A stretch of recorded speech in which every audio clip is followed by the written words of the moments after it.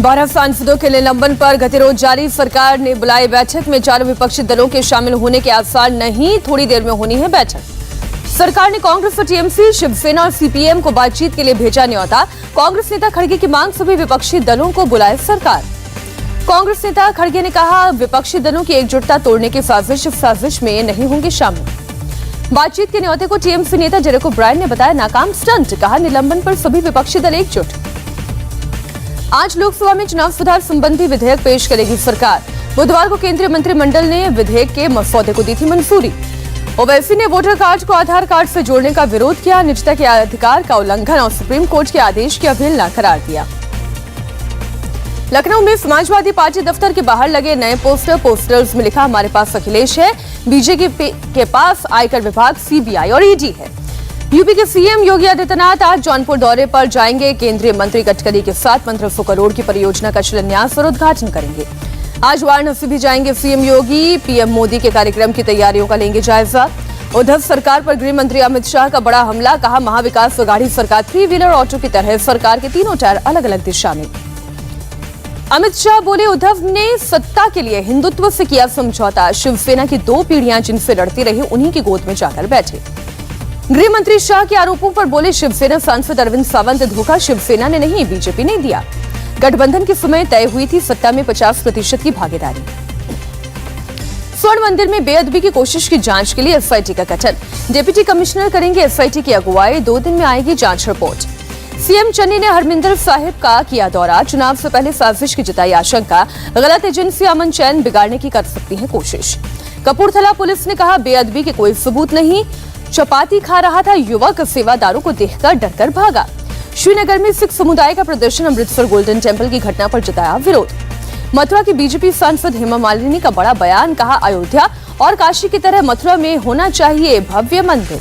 हेमा मालिनी बोली, मथुरा में पहले से ही है मंदिर, काशी विश्वनाथ कॉरिडोर की तरह दिया जा सकता है नया स्वरूप। विश्व हिंदू परिषद आज से शुरू करेगी 11 दिनों का महाअभियान। धर्म परिवर्तन करने वालों को आरक्षण का फायदा नहीं देने की मांग की।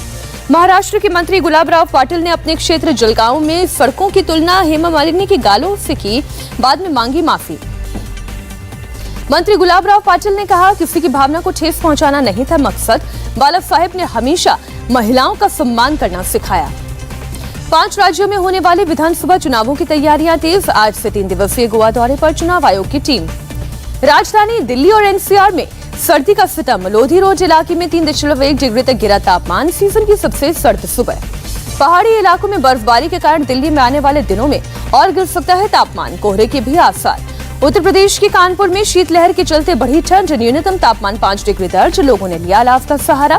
भोपाल के एक मंदिर में भगवान को पहनाए गए ऊनी कपड़े। पुजारी ने कहा, कड़ाके की ठंड को देखते हुए सभी देवी देवताओं को पहनाए गए शॉल और स्वेटर। जम्मू में बिजली विभाग के कर्मचारियों की हड़ताल के कारण बिगड़े हालात। कई बिजली स्टेशन में सेना की तैनाती। सेना की तैनाती पर उमर अब्दुल्ला का रिएक्शन। सिविल प्रशासन की नाकामी का इससे बड़ा नहीं हो सकता कबूलनामा। देश में ओमिक्रॉन का मामला पहुंचा 150 के आंकड़े के पार। 153 लोग कोरोना के नए वेरिएंट से संक्रमित। कर्नाटक में ओमिक्रॉन के 5 नए केस मिले। संक्रमित धारवाड़, भद्रावती, उडुपी और मैंगलुरु के रहने वाले।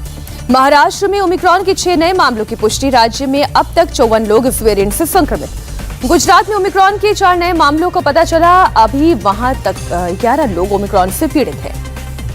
गुजरात के वडोदरा में लगाई गई धारा 144। कोरोना केसेस बढ़ने के बाद लिया गया फैसला। दिल्ली में करीब 6 महीने के बाद आए एक दिन में कोरोना के 100 से ज्यादा अधिक केस। 11 दिन के बाद कोरोना से पहली मौत।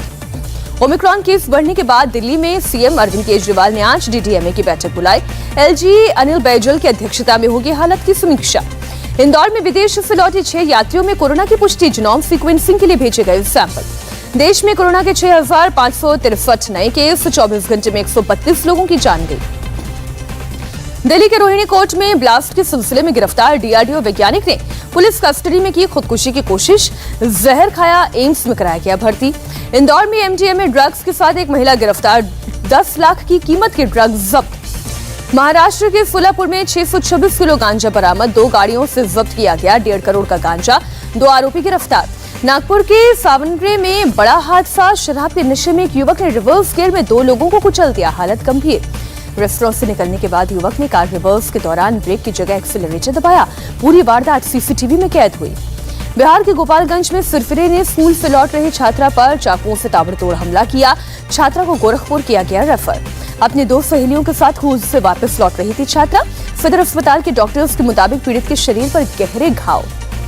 महाराष्ट्र आरपीएफ जवान की जांबाजी, चलती ट्रेन में चढ़ते हुए फिसली एक महिला की बचाई जान।